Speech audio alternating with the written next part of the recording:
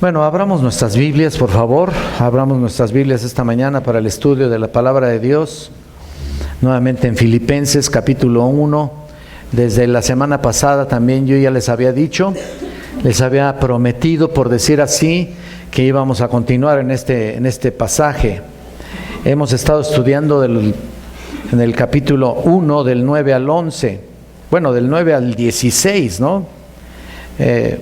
Pero ciertamente ustedes saben cuántas cosas tenemos que ver ahí. Todo inició porque quisimos de alguna manera entender lo que Pablo, el amor tan grande que Pablo tenía hacia los filipenses, y se los quise compartir, iniciando primeramente por la palabra de Dios y haciendo a un lado cualquier tipo de festejos que el hombre inventa, ¿no?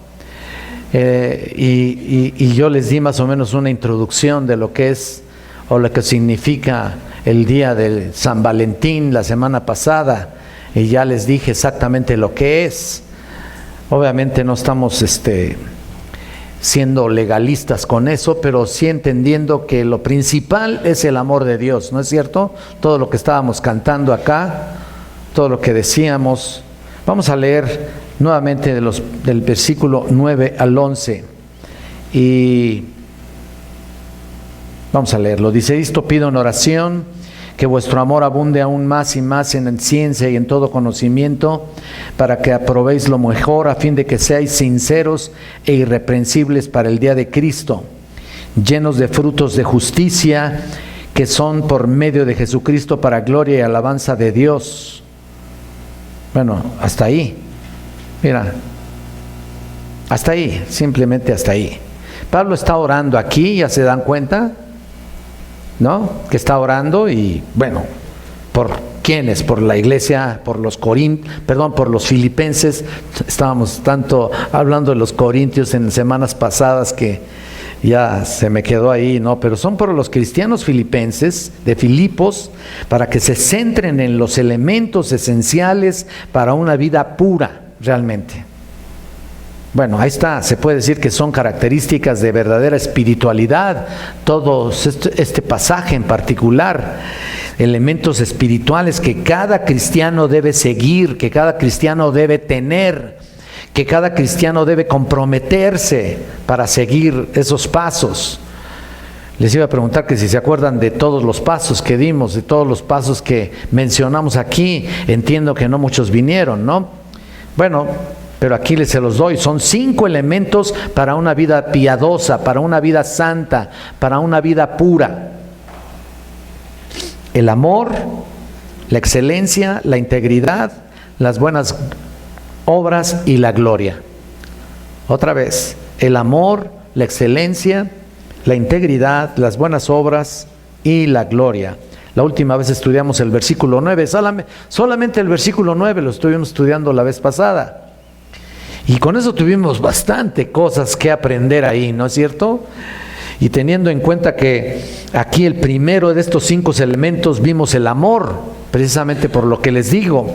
Pablo estaba orando para que vuestro amor abunde más y más, dice ahí, aún más y más, aún más y más en el conocimiento real y en todo discernimiento, dice ahí. Ya dijimos que es discernimiento, ¿no? Y señalamos que todos debemos comenzar la vida cristiana con amor. Ese es el punto. Toda en nuestra experiencia cristiana debe ser construido sobre la base del amor, ¿no es cierto? Esa es la base verdadera, esa es la auténtica base. Y ahí se construye todo. De hecho, como les dije, el texto completo de los versículos 9 al 11 es secuencial. En otras palabras, el amor lleva a la excelencia, y la excelencia lleva a la integridad, y la integridad lleva a las buenas obras, que lleva a la alabanza y a la gloria de Dios. Por eso cantamos el último canto de cuando mis luchas terminen aquí y ya seguro en los cielos esté, ¿no? Así que el amor es la base, es el gran fundamento de la vida cristiana, es la virtud más insuperable de la vida cristiana, y es la realidad del distintivo más grande de nuestra fe. Ahora bien, la última vez vimos varios puntos al respecto. Dijimos que el amor es divino, indicado por el hecho de que Pablo pide a Dios, está orando. Recuerden que Pablo está orando, pide a Dios por ello y por el cual viene de Dios, no del hombre. Pide que el amor sea realmente abundante, abunde aún más y más.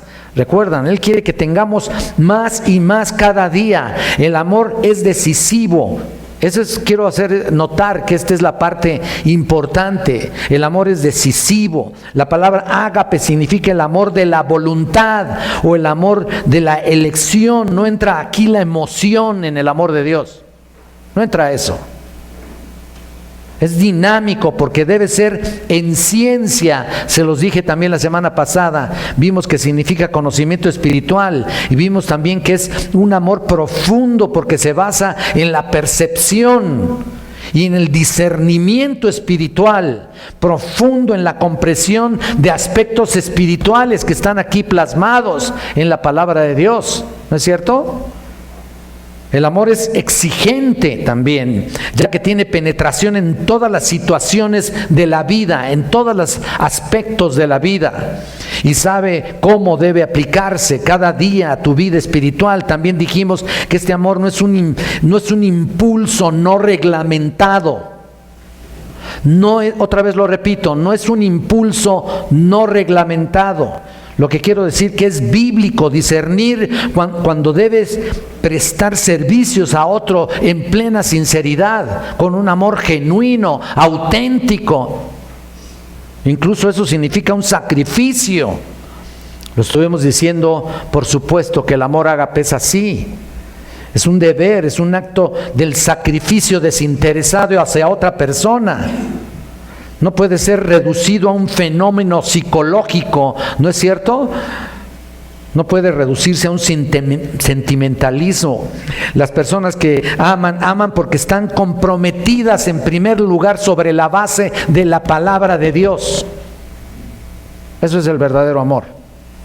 Sobre la palabra de Dios, con la verdad, y por consecuencia están comprometidos con los demás. No importa lo que sean, ni lo que hayan hecho, ni lo que estén planeando hacer, porque no depende absolutamente nada de los demás.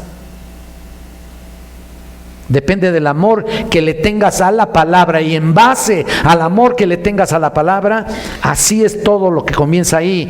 Amarás con un amor completo y auténtico. Sobre esta base. Entonces ese es el amor que abunda, ¿no? Es lo que está diciendo aquí Pablo. Ese es el amor, y Pablo ora por eso y desea que sus lectores amen verdaderamente, no un amor así efímero, sin dirección, ¿no es cierto? Ahorita lo vamos a ver. Ahora noten ustedes la finalidad. Vamos a ver el resto de las excelencias o de los elementos esenciales de la vida espiritual. Entonces son amor, te lleva a la excelencia, a la integridad, a las buenas obras y a la gloria. Ya vimos el amor, que tiene que ver con lo que Dios nos ha dado y con lo que tiene que ver también cómo manifestamos nosotros ese amor hacia los demás. Y ahora vemos la segunda, la excelencia. Prácticamente está en el versículo 10. Aquí podemos ver las cosas que son realmente excelentes. ¿Te has dado cuenta de la secuencia? ¿Te has dado cuenta, no? En este rango está ahí el sentido de prioridad, es decir, teniendo el amor descrito aquí, entonces mira Filipenses 1:10, para que aprobéis lo mejor. Ahí está la secuencia que debes llevar cuando estás leyendo la palabra de Dios. Tan solo esa frase, para que aprobéis lo mejor. Hay una progresión aquí maravillosa, que cuando una persona está literalmente determinada por el amor de Dios, o dominada, mejor dicho, ¿por qué no también determinada para amar? Por el amor de Dios, habrá un deseo correspondiente a buscar y aprobar lo mejor, que es lo eso es lo excelente, pues. Está. ¿Por qué? Porque como dijimos, el verdadero amor es controlado por el profundo conocimiento de la palabra, ¿no? Que permite al cristiano ser totalmente exigente y selectivo. y que lo lleva a una búsqueda de lo que es excelente, por supuesto. Por eso Pablo dice, para que aprobéis lo mejor. ¿Te das cuenta? Aquí comenzando el versículo 9, es controlado por el profundo conocimiento de la palabra, que permite al cristiano ser exigente así. Entonces, ahí está. El verdadero amor nos lleva a probar las cosas excelentes. No se puede seleccionar eso sin el amor omnipresente de Dios, en la que hay una actitud de compromiso con la Biblia. Ahora mira, la palabra aquí, aprobar, es una palabra muy, muy interesante. ¿Lo estás viendo? Aprobéis lo mejor. La palabra aprobar es una palabra, es la palabra dokimazo. Dokimazo en el original, y es muy conocido aquí en el Nuevo Testamento, por donde quiera lo puedes encontrar. Fue utilizado en el griego clásico para probar el metal, dokimazo, para determinar sus propiedades y su pureza. Se utiliza para la prueba de dinero incluso. Es interesante, ¿no? Esta palabra, para asegurarse de que no es falso o que no era falso. En Lucas 14:19 se usa en cuanto al control de calidad incluso de los animales. ¿Te acuerdas especialmente de los becerros en Lucas 12:56 cuando dice, sabéis distinguir el aspecto del cielo? Bueno, también en cuanto a los aspectos naturales, temporales, etcétera, etcétera, climatológicos, etcétera. Se usa como una especie de evaluación de ese aspecto climatológico o el análisis de condiciones meteorológicas, ¿no? Eso es dokimazo. Así que tiene que ver con las pruebas para verificar o para probar o para determinar algo en particular. Y lo que está diciendo aquí Pablo es que mi oración por ustedes es que tengan la capacidad para evaluar y determinar las cosas que son excelentes. Eso es lo que está diciendo. Ahora bien, tenemos ahí un verbo presente activo de apero, que está traducido en tu Biblia como lo mejor. ¿Lo estás viendo? Para que aprobéis lo mejor. No voy a tratar de ver cada palabra ni cada frase, ¿no? Pero me parece muy interesante que veamos estas frases para entender bien lo que Pablo está queriendo aquí decir. Entonces, para que aprobéis, ya vimos, lo mejor de apero, PH pues, está traducido en tu Biblia ahí. Significa literalmente definir, significa diferir o definir. Impelar también significa, que significa dar estímulo o fuerza a algo, refiriéndose a las cosas que Pablo está diciendo que son excelentes. Bueno, por supuesto, si son excelentes, se va a definir, se va a impelar, significa dar estímulo, fuerza a algo. En otras palabras, que sepas hacer la diferencia entre ciertas cosas y seas capaz de determinar lo que es más importante. ¿Me estoy explicando? Que seas capaz de escoger entre una cosa y otra las cosas más importantes. La idea es, pues, para poder establecer el valor correcto de las cosas, lo que es valioso y lo que no es valioso, lo que vale la pena, lo que es vital, lo que es excelente, lo que realmente importa, ¿no es cierto? Ahora escucha con atención, no es la capacidad de distinguir entre buenos y malos, no es eso. Todo el mundo puede hacer eso. Es la capacidad de distinguir entre lo bueno y lo que es mejor. ¿Ahora sí me estoy explicando? No entre lo bueno y lo malo, sino entre lo bueno y lo que es lo mejor. Y solo unos pocos parecen ser capaces de hacer eso. Muy pocos son capaces de hacer eso. El discernimiento evalúa lo que es mejor, lo que es importante, y de ser capaz de preparar tu vida y enfocar tu tiempo y tu energía en lo que realmente importa. ¿No? La aprobación de lo que es excelente, probar, evaluar, aprovechar lo que es más importante. Y escucha por favor, podemos tener la capacidad de hacer eso para separar lo simple de lo profundo. Lo simplón, lo simple, lo común, por decir así, de lo mejor o de lo profundo. Lo que es débil de lo poderoso, lo que es común de este mundo a lo que realmente vale la pena. A veces la gente bien preparada intelectualmente, ¿no es cierto?, son personas que tienen habilidad para centrar su vida en una meta excelente, ¿no? Ellos trazan una meta excelente y no son disuadidos o desviados por las cosas que son triviales, simples o débiles o mediocres. Ahora bien,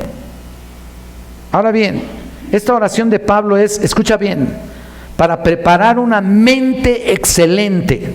Es lo que está diciendo aquí. Una mente excelente por el camino correcto. Aunque la primera oración de amor fue una oración para el corazón, esta es una oración para la mente. Para perseguir lo que es excelente y se puede evaluar correctamente. Este es un reto para mí, sinceramente.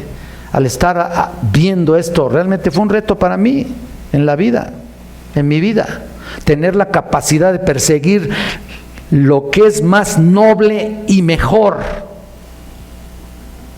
Aunque no lleguemos a la perfección, por supuesto, pero bueno, pero ese es nuestro deseo siempre, y eso es lo que quiero hacer realmente. Y eso es lo que debemos hacer todos los que estamos escuchando ahora este mensaje.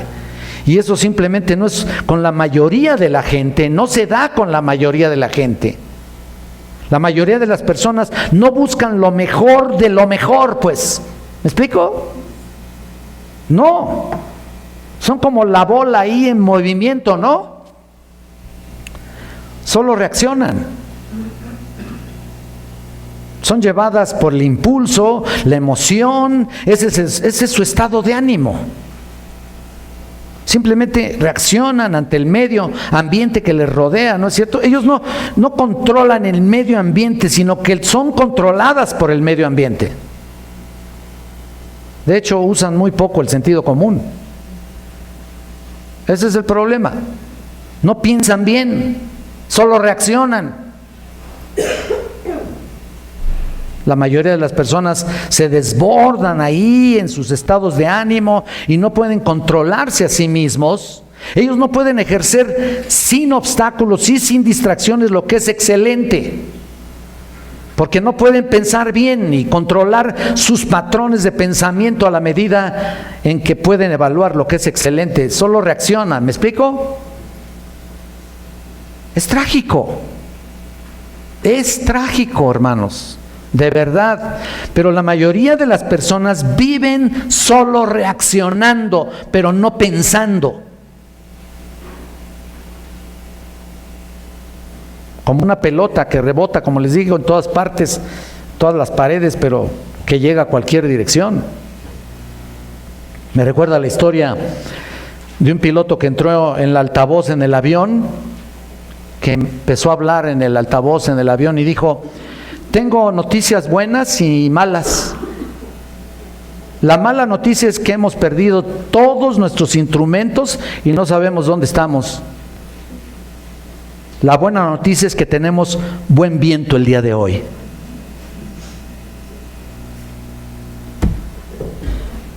Fin de la cita. Y creo que eso es básicamente como la mayoría de la gente se maneja, ¿no? Vive. Ellos no tienen los instrumentos, no tienen instrumentos para ser dirigidos por ningún lado, pero tienen muy buen viento, ¿no? Y hacen buen clima, ¿no? Están haciendo un gran momento en su vida, tal vez, sin ninguna idea de lo que está pasando, ni adelante ni atrás. Vean a las personas, vean hacia las personas. Viven solo por medio del estado de ánimo, ¿no? Eso es lo que los mueve, su estado de ánimo.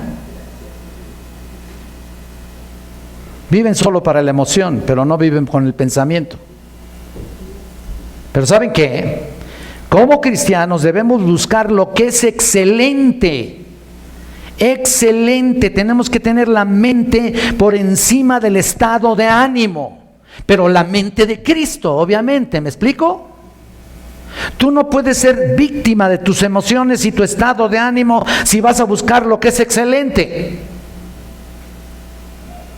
Tú puedes ver en Romanos, que puedes familiarizarte con esa maravillosa cita que todos conocemos, Romanos 12:12, ¿te acuerdas? 12:2. ¿Se acuerdan ustedes, no? Oh, mira, se los vuelvo a recordar aquí, nada menos y nada más. Mira lo que dice: no os conforméis a este siglo, sino transformaos por medio de la renovación de vuestro entendimiento, para que comprobéis cuál sea la buena voluntad de Dios, agradable y perfecta. Ahí lo tienes. Tienes que renovar tu mente, tienes que conseguir un pensamiento ordenado. Es por eso, mira lo que Pablo dice también aquí en Filipenses. Pero ve al capítulo 4, versículo 8. Por lo demás, hermanos, todo lo que es verdadero, todo lo que es honesto, todo lo justo, todo lo puro, todo lo amable, todo lo que es de buen nombre, si hay virtud alguna, si algo digno de alabanza, en esto ¿qué? Pensad. Fíjate nada más. Tienes que ir más allá y reaccionar a tu estado de ánimo y tu emoción. No quedarte ahí. Por eso también en Efesios capítulo 5, 15, versículo 15, mira lo que dice: mirad pues con diligencia cómo andéis, no como necios, sino como sabios, aprovechando bien el tiempo, porque los días son ¿qué? Malos. Por tanto, no seáis insensatos, ahí viene el aspecto del razonamiento, sino entendidos de cuál sea la voluntad del Señor. Ahí está. Pensar para el Señor, por supuesto, para su gloria. Por eso en 1 Tesalonicenses 5:21 también Pablo dice: examinarlo todo y retener lo bueno. ¿No es cierto? ¿Te acuerdas? Este es un llamado cuidadoso, en otras palabras, al discernimiento, hermanos. Discernimiento, el discernimiento crece, el discernimiento se desarrolla, el discernimiento se genera, se trabaja, pero no apartado de la palabra, al contrario, es a través de esto, de la palabra de Dios. Cada uno de nosotros estamos siendo llamados a examinar con detenimiento la palabra predicada, lo que se enseña aquí, en un examen cuidadoso de lo que escuchamos y por ende de lo que decimos y actuamos. Hay que echar un vistazo a nuestra vida de vez en cuando, ¿no? ¿O no? ¿Hemos realmente aprobado lo mejor y perseguido lo que es excelente? Por no pensar las cosas nos hemos hecho mediocres en todo. Perdónenme, no estoy insultando a nadie en particular, pero nos hemos hecho mediocres en todo. Y Pablo aquí quiere que seamos excelentes en la manera de conducirnos. Eso es tan solo la palabra, la frase, aprobar lo mejor. Tan solo esa frase. Bueno, hay una tercera característica o esencia en este proceso, que es, número 3, la integridad. Noten, como dijimos aquí, que el amor lleva a la excelencia, ¿no? Y también lleva a la integridad. Vean, tan solamente en esa frase del versículo 10, la frase a fin de que seáis, ¿lo estás viendo? Quiero parar ahí nada más. Quiero parar ahí. A fin de que seáis. Aquí para los estudiantes de griego es una ina con un sustantivo ahí, que es una cláusula de propósito. Fíjate, hay que amar para que pueda buscar la excelencia, ¿no? Pero a fin de que con el propósito de ser una persona de integridad. De integridad. Y de nuevo, la secuencia se hace muy evidente. Estas son secuenciales. El amor controlado, fíjate, por la verdad bíblica, y la visión conduce a una búsqueda de la excelencia que genera una integridad personal. Estoy repitiendo ese proceso para que entendamos lo que estamos hablando aquí. De integridad personal, integridad relacional. Son dos cosas importantes. Integridad personal e integridad relacional. ¿No? Ahora mira, estas dos palabras del versículo 10, ahí están. Sinceros e irreprensibles, ¿lo estás viendo? A fin de que seáis sinceros e irreprensibles. Estas palabras tienen un significado diferente, un énfasis diferente que quiero que veas, por favor. La palabra sincero es una palabra muy interesante también. Es la palabra eilecrines. Significa genuino, eilecrines, pero tiene la posibilidad de dos raíces diferentes. Algunos piensan que tienen sus raíces en la palabra que significa tamizar. Algunos comentaristas, tamizar, significa tamizar granos. Eso significa que granos que se ponen en un colador para remover ahí la impureza. ¿Te acuerdas, no? Lo has visto, pero se le llama así, tamizar. Entonces, ser sincero significa que todas las impurezas de nuestra vida han sido tamizados, ¿me explico? Tamizados para que quede puro, para que quede lo genuino, el 100%, ¿no es cierto? Ahora mira, como les dije, podría tener la raíz en dos palabras en griegos. La primera palabra forma parte de integridad personal. Tiene la idea de probar algo a la luz del sol. Prueba algo por la luz solar, ¿no? Que por cierto no sabemos con certeza si esa raíz es la palabra eilecrines, pero es la raíz de sincero que estamos viendo aquí.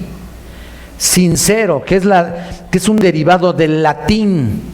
La palabra latina es sincera, ¿no? Que significa literalmente así, sincera. Ahora bien, les voy a explicar lo que esto significa. Un alfarero, cuando está haciendo ahí una jarra, un plato de algún tipo en su rueda, ¿te acuerdas? Luego, cuando terminaba, consideraba hornear todas las piezas que terminaba, como sabemos, pero a causa de alguna impureza ahí en el barro de aquella pieza, algún error en la temperatura o lo que sea, llegaba a agrietarse aquel recipiente. Entonces un jarrón roto, una olla o un plato o un tazón sería prácticamente inútil, ¿no? Pero fíjate, pero el alfarero, es increíble, ¿no? Por el dinero invertido ahí en el barro, los alfareros deshonestos trataban de cubrir la grieta con un tipo de cera. Ahí tomaban un tipo de cera especial que podría llenar aquella grieta. Y entonces de esa manera se cubría con más de lo que se utilizaba para cubrir y pintar alguna otra maceta, ¿no? Y así, cuando cualquier persona con sabiduría entraba ahí al mercado, ¿no? Y veía las piezas para comprar una pieza de cerámica, normalmente ponía, ¿saben qué es lo que hacía? Ponía la pieza a la luz del sol. Y la giraba y le daba vueltas para ver si tenía cera. Porque la luz del sol podría brillar a través de la grieta, ¿no? Y verse la cera, que por supuesto se ponía algo caliente en ella, se derretiría la cera y sería descubierta la vasija como inútil, ¿no? De esa manera, hermanos, escuchen esto, la vida se tiene que ver también siempre a la luz del sol para determinar si hay alguna falla que se está falsamente cubriendo por la cera de la hipocresía. por la cera de la hipocresía. Esa es la idea aquí. Es lo que está diciendo aquí Pablo. Así que nuestra vida tiene que ser probada para ser íntegra, sin fallas, sin grietas, cubiertas, sin estar cubiertas por cera. Y ese es el punto de la iglesia. Aquí estamos trabajando para eso. Aquellas personas que quieren hacernos creer que son recipientes completos, sin defectos, pues puede ser que no lo sean. Hay grietas en su vida, defectos que quieren ocultar, que se han cubierto por la cela del iglesianismo, de la religiosidad, de la actividad religiosa, del legalismo, que si se colocan a la luz verdadera o al verdadero calor del cristianismo, se va a derretir su encubrimiento y la verdad va a salir a flote. Va a revelar todo, revela su grieta, revela su división, revela lo que sea, pero revela la falsedad. Y espero y oro, les digo con sinceridad, que para que nadie en esta iglesia sea así, aun los que vienen por primera vez, ¿no? De lo contrario, Dios descubre la verdadera personalidad y ¿sabes qué? Solo es cuestión de tiempo.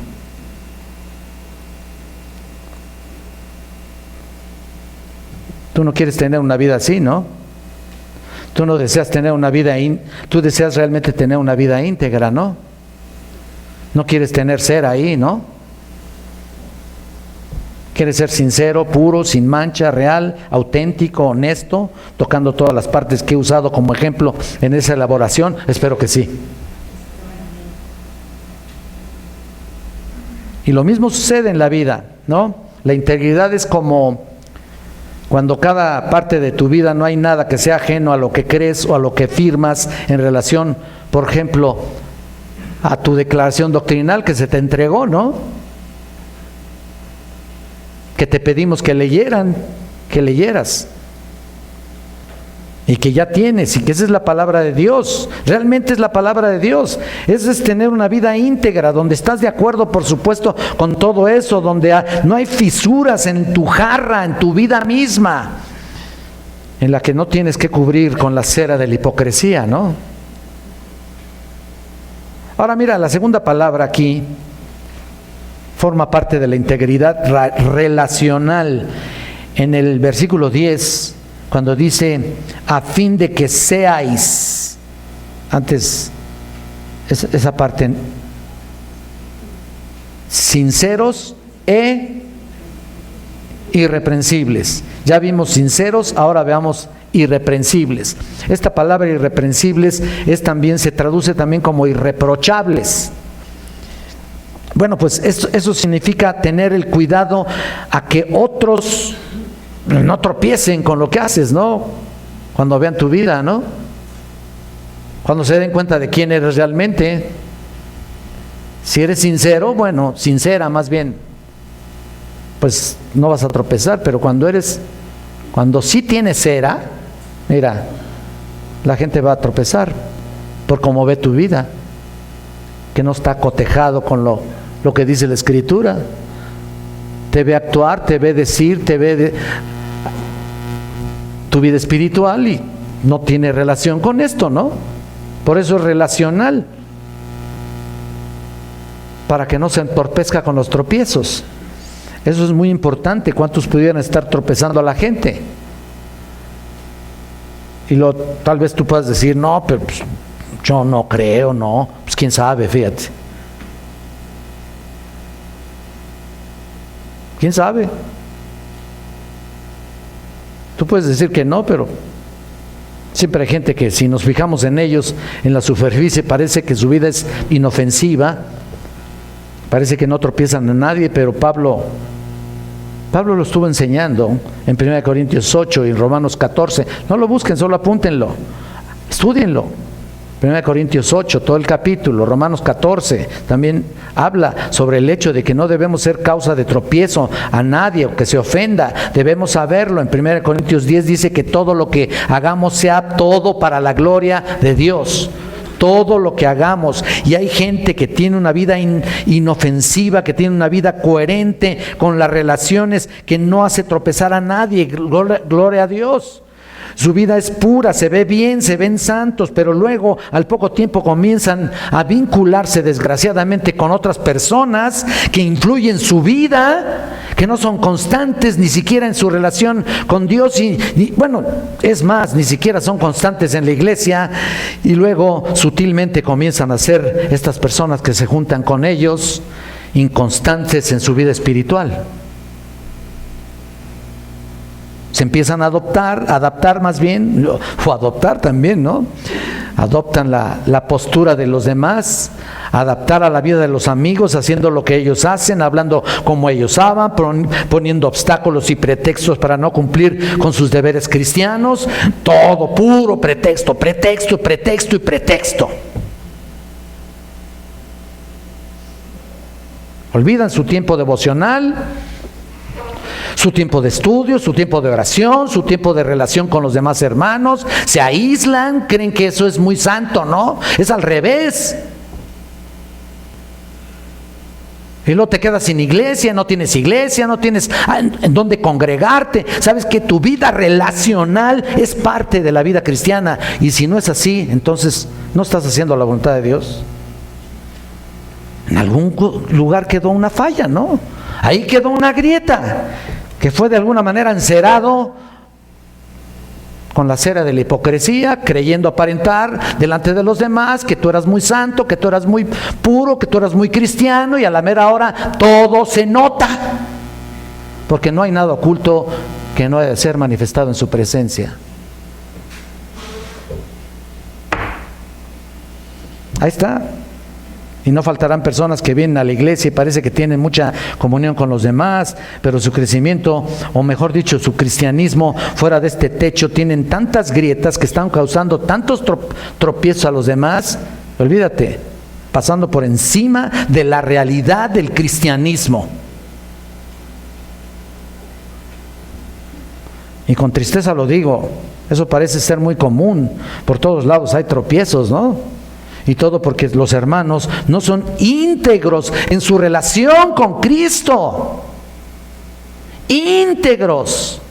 Toman el cristianismo de una manera superficial.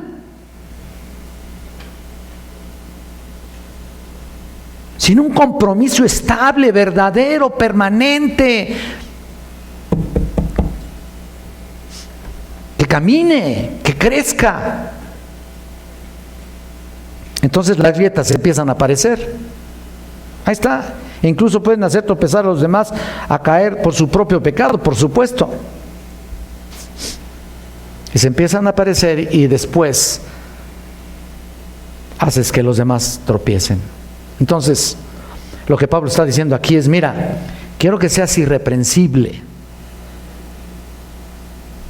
Porque si no puedes hacer esto, entonces no puedes hacer nada, ni siquiera en tu propio hogar, ¿eh? Tú puedes decirme que tienes muy buena relación con Cristo, pero estás tropezando a tus hijos de alguna u otra manera. A mí no me vengas con eso, ¿eh? Tú puedes decir que tienes una vida devocional y todo, y empiezas a poner leyes ahí en tu casa, ¿no? Legalismos en tu casa, y esto, y hagan esto, y paz, y los obligas a un montón de cosas a tus hijos. Pero tu vida carece de significado espiritual. Entonces las grietas no solamente son grietas, sino que es una vasija que está rompiéndose.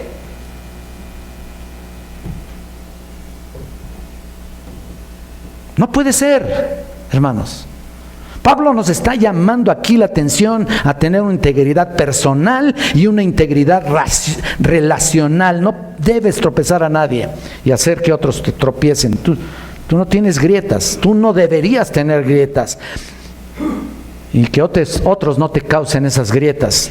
Ahora bien, si vamos a tener integridad, entonces tienes que estar en contra del mundo, por supuesto, no confabularte realmente con toda facilidad, así como si fuera una cosa tan común. Por supuesto, estamos en este mundo y no somos de este mundo, ¿de acuerdo? No somos de este mundo. Tampoco quieres llevarte a un monasterio ahí, a la gente y a tus hijos ahí, apartarlos de toda relación humana, ¿no? De todo género de elementos. Tampoco puedes hacer eso. Simplemente la Biblia nos habla de una cosa importante: no os conforméis a este mundo. ¿Te acuerdas? ¿Eso qué quiere decir? Que estás aquí. No puedes evitarlo. ¿Tú quieres evitar el pecado de tus hijos? No va a ser apartándolos de la verdad ni del mundo, porque el pecado está en ellos. ¿Es qué? Pues mejor salte de este mundo, vete a un monasterio, porque si los quieres apartar de todas las cosas malignas de este mundo, ¿sabes qué? No vas a acabar nunca, y vas a terminar haciendo de tus hijos unos religiosos legalistas. Romanos 12:2, no os conforméis a este mundo. Mira, Santiago 1:27, ¿qué dice? Que hay que guardarse sin mancha delante del mundo. No está diciendo que los saques de aquí y los encierres ahí en tu casa. En 1 Juan 2:15, no améis el mundo ni las cosas que están en el mundo. ¿Por qué? Porque la estás viendo. Tienes que resistir la presión del sistema, porque el sistema es el que pone las grietas en tu vida. Y puedes sucumbir a ellas, y sucumbes de una manera muy sutil. Mira, hay proceso de succión, hay un proceso de succión del mundo que primero te acomodas a él, luego lo toleras, pero eso es inevitable, ¿no? Por eso siempre hay que estar con una base específica, que ya lo dijimos. Esta es la base de tu vida espiritual. No debes dejar que el mundo luego te domine. Luego de repente asimilas todo, participas en él, con sus actitudes, luego te fusionas con él y sus valores, y estás identificado con el mundo y ya no puedes huir. Y eso es inevitable. ¿Qué dice el Salmo 1:1? No vayan a él. Bienaventurados, ¿qué? Que lo conocen re bien, ¿no? Pero vean el proceso. El varón que no anduvo en consejo de malos, número 2, ni estuvo en camino de pecadores, número 3, ni en silla de escarnecedores se ha sentado, antes en la ley de Jehová, etcétera, etcétera. Vean, ahí está un proceso. El Salmo 1:1 nos da la pauta. Cuando John Wesley se fue a la escuela de Oxford, su madre le escribió una carta.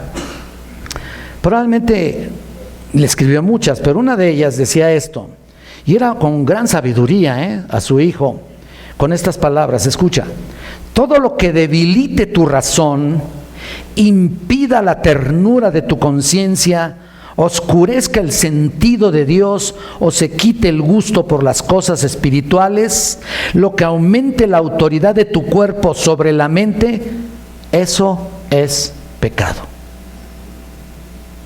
Fin de la cita.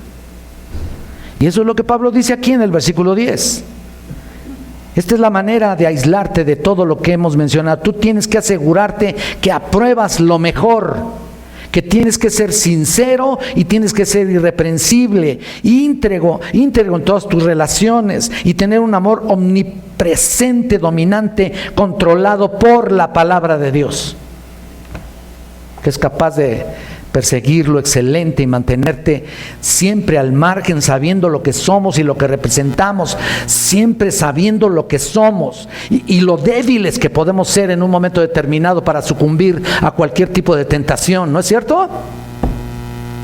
Y que significa que no caerás si permaneces aquí, presa de los compromisos seculares y sociales, ¿no es cierto? Ni podrás en peligro tu vida espiritual ni de los demás. Comienza por ti. Y luego tú dices, bueno, ¿cuánto tiempo voy a vivir así? A lo mejor puedes preguntarte eso. Bueno, aquí dice en versículo 10, para el día de Cristo. ¿Lo estás viendo? Ahí está. Tienes que tener integridad hasta que Cristo venga. Mira nomás, el día de Cristo que Pablo menciona en el versículo 6 también aquí. Hasta el día de Jesucristo, ahí dice ahí, en el 6. Bueno, pues ahí está. Indica que se refiere al retorno de Cristo para el creyente. Y ya lo había dicho, que hay dos cosas distintas. El día del Señor, en su retorno, indica el juicio para los no creyentes. El día del Señor, esa frase. Pero el día de Cristo aquí, lo que dice aquí, es un término especial que se refiere a la recompensa y la evaluación de las obras del creyente. Así que estamos llamados a la fidelidad antes que el Señor Jesús venga a recompensarnos. A la integridad antes de que Cristo venga a darte un galardón, ¿no? El día llegará cuando todos los creyentes nos presentemos ante el tribunal de Cristo. En 2 de Corintios 5, 9 y 10, tú lo puedes checar. Y será para recibir esos galardones, ¿no? Las cosas que hicimos en el cuerpo. Y mira, sean buenas o sean malas, ahí vas a recibir. Y voy a recibir lo que el Señor crea conveniente. Para ver si nuestros trabajos, ¿te acuerdas que estuve predicando de eso en 1 Corintios 3, 12? No vayan ahí, pero si nuestros trabajos son de oro, plata y piedras preciosas, o son madera, heno y hojarasca. ¿Qué trabajo estás haciendo? ¿Qué tipo de obra estás haciendo? Ya lo había enseñado. Ahí va a evaluar el Señor las cosas ocultas de tu corazón y del mío. Y revelará todos los motivos, nuestras intenciones, el día que seremos recompensados. Así que eso será, y todo lo que hemos dicho aquí será hasta que Cristo venga. Punto. Para ser fieles permanentemente. Y el día que venga, demos cuentas de todo lo que hicimos. No solamente como creyentes, sino como servidores de Cristo, ¿no? También. Ser fieles en mantener la integridad personal y relacional. Así que el amor engendra la excelencia y luego engendra la integridad. Ahora vamos a la cuarta. También engendrará las buenas obras. Mira lo que dice ahí. El versículo 11, tan solo esta frase, llenos de fruto de justicia. ¿Lo estás viendo? Este es un resultado de todo lo que estás viendo, de todo lo que estamos observando. Ahora, mira, el amor produce la excelencia, produce la integridad, y la integridad siempre produce, ¿qué? Buenas obras. Llenos de fruto de justicia, dice ahí. Nota ahí la palabra llenos, es un participio perfecto, pasivo, y lo que significa es algo que ha sucedido en el tiempo pasado con resultados continuos. Y es hasta el día de Cristo, que es el tema del versículo 10, por supuesto. El verbo se mira hacia atrás, pero lo resume hasta el día del Señor, hasta el día de Cristo. Cuando lleguemos al día de Cristo será completo el fruto de justicia, será total. De hecho, se traduce mejor el fruto que produce la justicia. Cuando llegue ese día, entonces se observará un estado completo de ese fruto de justicia o condición completa. Entonces se verán registradas las buenas obras creadas por Dios al creyente en una vida de amor, en una vida de integridad, en una vida de excelencia, y habrás llenado tu vida de buenas obras. Correcto. por medio de frutos de justicia. Ahora, ¿qué queremos decir con frutos de justicia aquí? A lo mejor dices, bueno, explícanos eso, ¿no? Bueno, pues si estás viendo en el amor, estás viviendo en el amor, dedicado a la excelencia, y estás viviendo una vida de integridad y una vida recta, estás produciendo frutos de justicia. Esto es la palabra carpos. Carpos, que significa buenas obras o productos o resultados. Tiene que haber resultado en tu vida espiritual.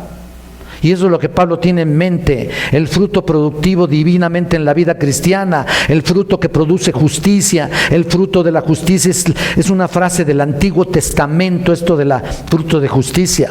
Está en Proverbios 11:30 y lo puedes encontrar en Amós 6:12. También se usa en Santiago 3:18 para referirse a las buenas obras que son producidas por la justicia de Dios para la vida del creyente, y que debe ser una característica de todo verdadero creyente. De hecho, hay dos tipos de frutos. Como lo he dicho muchas veces, el primer fruto de justicia es el que Pablo dice aquí en Romanos. Vayan ahí en Romanos, por favor. Romanos 1:13.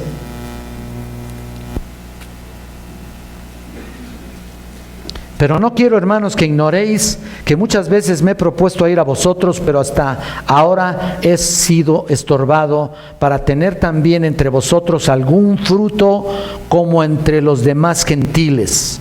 ¿Qué es lo que está diciendo aquí Pablo? En otras palabras, lo que está diciendo, quiero ver que algunas personas se conviertan, o sea, en ese sentido, traerlas a Cristo. A eso se refería Pablo aquí. El fruto era ganar a alguien para Cristo. Aquí en Romanos 1:13, el fruto de su vida, como lo indica también en el 15. Vean en Romanos 15, en el versículo 28, dice: así que cuando haya concluido esto y les haya entregado ese fruto, pasaré entre vosotros rumbo a España.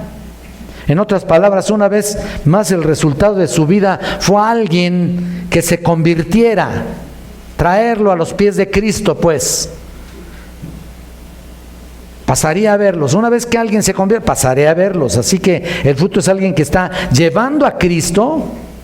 Lo mismo dice en 2 de Corintios, ve allá por favor, en el capítulo 9, versículo 10. 2 de Corintios 9:10. Y el que da semilla al que siembra y pan al que come, proveerá y multiplicará vuestra sementera y aumentará los frutos de vuestra justicia. Eso nunca lo explicamos incluso en las ofrendas. Pero aquí los frutos de justicia, Dios está produciendo una vida que a causa de tu fidelidad a Él y en la predicación del Evangelio. Esos frutos de justicia que habla en el versículo 10, fruto de vuestra justicia, es que ganes a alguien para Cristo. No lo decimos, ¿no? En las ofrendas, pues ahí está, para que sepas. Esa es la predicación del Evangelio. No solamente vas a dar semilla y vas a dar buenas obras, sino que aquí produce todo eso frutos de justicia, llevar el Evangelio a toda criatura, ¿no? ¿O qué otra cosa puede ser fruto de justicia? Ahí está. En otras palabras, Dios va produciendo fruto a causa de lo que estás haciendo y la fidelidad que tienes con Él. En segundo lugar, el segundo fruto de justicia es también un acto de honradez, honestidad, integridad y rectitud de comportamiento. Escucha esto, por favor. En otras palabras, todo lo que es justo, entonces no solamente son los hechos, sino también las actitudes. Como en Gálatas 5, ¿te acuerdas? El fruto del Espíritu es amor, gozo, paz, paciencia, benignidad, bondad, fe, mansedumbre y templanza, ¿no? Esas son las actitudes. Así que Dios quiere producir en ti acciones correctas, actitudes santas, actitudes correctas y acciones correctas. Pero, bueno, quiero que notes algo muy importante aquí, si regresamos aquí al versículo 11. Dice que todas las buenas acciones y actitudes de justicia, ¿qué dice? Son por medio de Jesucristo. ¿Estás viendo eso? Por medio de Jesucristo. Que ninguno de nosotros producimos nuestro propio fruto. No es nada salido de ti, no es nada salido de tu buena persona que eres y de tu fidelidad en particular. Por supuesto que eso es aparte, pero es salido por medio de Jesucristo. Las obras vienen a través de Él, en ti y en mí. Así que Él recibe toda la gloria y todo el honor y todo el crédito, ¿no? ¿Por qué creen que dice aquí? Vayan a Juan, por favor. Las palabras de Jesús aquí, en el capítulo 15, versículos 1 y 2, 4 y 5, dice así: yo soy la vid verdadera y mi Padre es el labrador. Todo pámpano que en mí no lleva fruto lo quitará, y todo aquel que lleva fruto lo limpiará para que lleve más fruto. Y ya vosotros estáis limpios por la palabra que os he hablado. ¿Lo estás viendo? Permaneced en mí y yo en vosotros. Como el pámpano no puede llevar fruto por sí mismo si no permanece en la vid, así tampoco vosotros si no permanecéis en mí. Yo soy la vid, vosotros los pámpanos. El que permanece en mí y yo en él, este lleva mucho fruto, porque separados de mí nada podéis hacer, nada. Esa es la idea, que el fruto es la obra de Dios, producida por Él. Tú te separas un poco, nada de lo que puedas hacer bonito, atractivo, es obra de Dios, porque tú lo estás mostrando por ti mismo. No es mi trabajo, sino su obra, la obra de Cristo producida en mí. ¿Te das cuenta? Ahora mira lo que dice Efesios. Vamos a Efesios capítulo 2, versículo 10. ¿Y tú lo conoces ese pasaje? ¿Tú te acuerdas lo que dice? Mira lo que dice: porque somos hechura suya, creados en Cristo Jesús, ¿para qué? Buenas obras, las cuales, fíjate desde cuándo las preparó. Dios preparó de antemano para que anduviésemos en ellas. Estamos dando fruto porque para eso fuimos hechos. Para eso fuimos creados, no para hacer buenas obras y salvarnos, sino para que el resultado subsiguiente de la salvación sean dar fruto. Por eso es que definitivamente no creo en los cristianos que no tienen ningún fruto. No creo en ellos. Aunque digan que lo tienen, se les ve a leguas. No tienen fruto. Y si los tienen, ese fruto no es obra de ellos. Punto.